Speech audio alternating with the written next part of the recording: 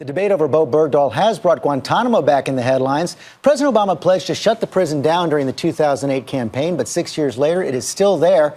And ABC's chief national correspondent Byron Pitts got a rare look inside. Justice moves slowly at Guantanamo Bay.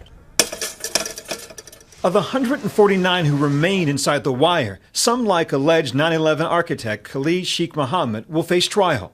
But many others, like the 5 Taliban commanders freed in exchange for Sergeant Bo Bergdahl, were never charged. At this point, we're standing no more than 10 feet away from the detainees. They can't see us, though. This glass we're looking through is one-sided. We can see in, but they can't see out. Inside one camp, it's dark. We're asked to keep quiet. They're calling for the guards, so you guys can't be seen. We step back. You notice when the guards went in, they wore those protective shields to protect their faces. I'm whispering because that's what's required in this space. Shields, we're told, protect from cocktails of urine and feces that have been hurled in their directions. A few minutes later, afternoon prayer begins, and we're soon escorted out.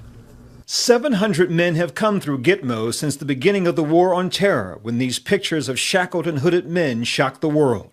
Some say past allegations of waterboarding and hunger strikes have turned this place into a terrorist recruiter's dream. These men are ghosts. They're not being held for who they are. They're being held for our idea of who they are. Defense Secretary Chuck Hagel has final sign-off on transfers, and the White House has been pressuring him to pick up the pace of transferring low-level detainees. National Security Advisor Susan Rice reportedly asking last month for updates, quote, every 2 weeks. Admiral Richard Butler is the commander of the Joint Detention Center. How concerned should the American public be, you think, that at some point this place will close, those detainees will be released or transferred? As a private citizen Yes. and a military officer, I think we need to be concerned about it. Why? Once we transfer them to another country, we're obviously losing control over that.